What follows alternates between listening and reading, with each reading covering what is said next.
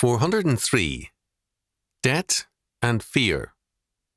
Chalcedon Report number 8, May the 2nd, 1966. I have been asked to discuss two subjects in this newsletter, debt and fear. There is a connection between these two things. The world of the Bible is a very different one in many respects from the world around us, but not because it represents a more, quote, primitive, end quote, culture, but because it is deliberately designed on different foundations. Debt was as important a factor in ancient culture as it is today, and a highly developed system of commercial credit existed in the major empires. Assyria and Babylon, in fact, built their empire, as Rome did later, in part on the expression of influence and power through commercial credits. Before the Assyrian and Babylonian armies marched into an area, it was usually already heavily in debt to them, and its moral fibre was sapped through debt living. When the prophet Nahum wrote of Assyria that, "Thou hast multiplied thy merchants above the stars of heaven," Nahum chapter 3 verse 16, he used a word for merchant that meant a government agent who was a moneylender and trader. The Bible shows no trace of any system of commercial credit because its perspective on debt is that it is to be avoided and is only a recourse for emergencies and special needs. Solomon stated the biblical principle very briefly. The borrower is servant or slave to the lender. Proverbs chapter 22 verse 7. Debt is a form of slavery. It gives another man power over us. It involves borrowing against our future, and thus it is not to be entered into lightly. To live in terms of debt is a way of life for unbelievers, but believers have no right to mortgage their futures or their children's future. Their lives belong to God. Unbelievers cannot be asked to live in terms of this standard, since their way of life is different. Christians can therefore lend on long terms to unbelievers, but for themselves, the conditions are different. Many passages deal with the subject of debt, but perhaps some of the central requirements are summed up most succinctly in Deuteronomy chapter 15, verses 1 to 6. In a Berkeley translation, used here for clarity and modernity of language, these principles appear. 1. Debts by believers are not to be extended beyond the sabbatical or 7th year, and since they begin after the previous sabbatical year, or for 6 years in essence. At the end of every 7 years, there must be a cancelling of debts. Deuteronomy chapter 15, verse 1. A foreigner you may press for payment, but whatever of yours was due from a brother, an Israelite, you shall cancel. Deuteronomy chapter 15, verse 3. Loans to fellow believers and by believers were thus limited to what could be payable within the 6-year spans.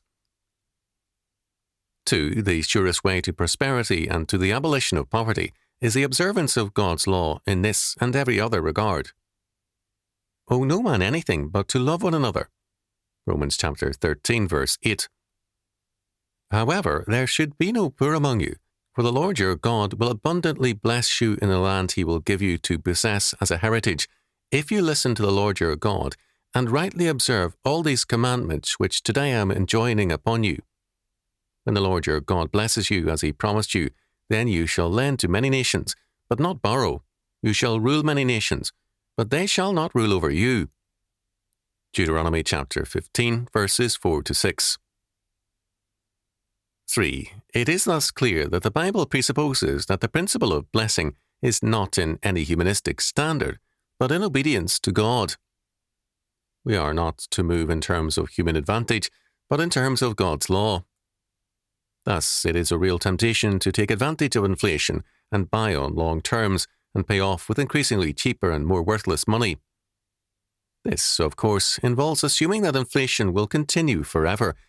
It also involves a questionable moral premise.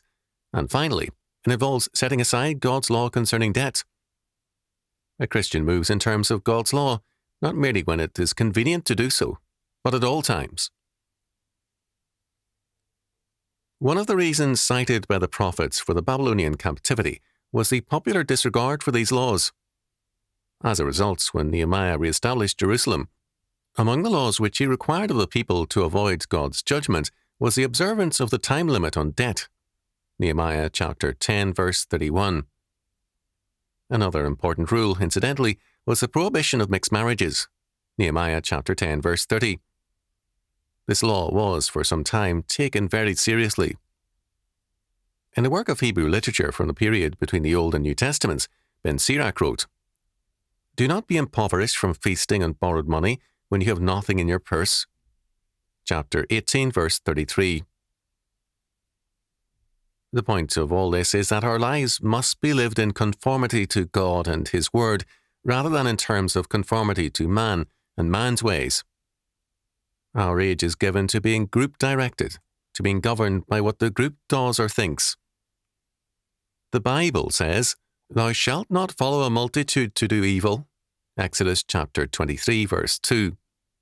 Moreover, the fear of man bringeth a snare, but whoso putteth his trust in the Lord shall be safe. Proverbs chapter 29, verse 25. The latter part of this verse can also be translated, "Whoever trusts in the Lord will be lifted up." Berkeley version. Moreover, our Lord declared, "Fear not them which kill the body, but are not able to kill the soul, but rather fear him which is able to destroy both soul and body in hell." Matthew chapter 10, verse 28. A great deal of nonsense is written about fear. One man has said, "We have nothing to fear but fear itself," implying that fear is an evil. Fear can be good or evil, depending on what it is that we fear. We are told that the fear of the Lord is the beginning of wisdom. Psalm 111, verse 10, Proverbs chapter 1, verse 7, etc. Solomon said, "Fear God and keep His commandments, for this is the whole duty of man." Ecclesiastes chapter 12, verse 13. What is it that men usually fear? Men fear, first, that which they neither understand nor can control, and which threatens their existence, or else, second, they fear out of a bad conscience, because they are afraid of the consequences of their sin. Fear is a natural consequence of sin and guilt. Solomon said, "The wicked flee when no man pursueth, but the righteous are bold as a lion." Proverbs chapter 28, verse 1. And in the 4th century BC, in the Fables of Pilpay, it is observed that guilty consciences always make people cowards. Shakespeare in Hamlet, Act 3, Scene 1.83, wrote, "Conscience doth make cowards of us all." The other common form of fear is in the presence of a danger which we cannot understand or control. Very clearly, our world today is seeing the rising power of evil men whose purpose is to control us and to destroy us if we threaten their plans and control. It would be foolish to understate or underestimate that fact. On the other hand, we dare not overestimate that fact. The world is still totally in God's hands. It is Satanism to believe that evil governs history. In the battle against evil, the casualties are often heavy, although the victory is assured. We need to ask ourselves, whom do we believe is the Lord of history? God or man? The one we fear most is the one we believe to be in control. According to the Bible, the fear of man is to be overcome by faith in God. Of the man in faith, it is written, "He shall not be afraid of evil tidings. His heart is fixed, trusting in the Lord. His heart is established. He shall not be afraid until he sees his desire upon his enemies." Psalm 112, verses 7 and 8.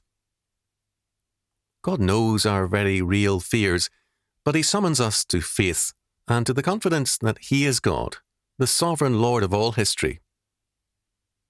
In Revelation chapter 21, verse 8, "The fearful and unbelieving are numbered with the most grievous sinners, the abominable, and murderers, and whoremongers, and sorcerers, and idolaters, and all liars." The word fear is very closely related to the word worship, and this relationship is apparent in 2 Kings chapter 17, verses 35 and 36, as well as in studies of worship. When we fear something, we are thus, in effect, worshipping it as either a basic or ultimate power in the universe, or as something closely related to that power.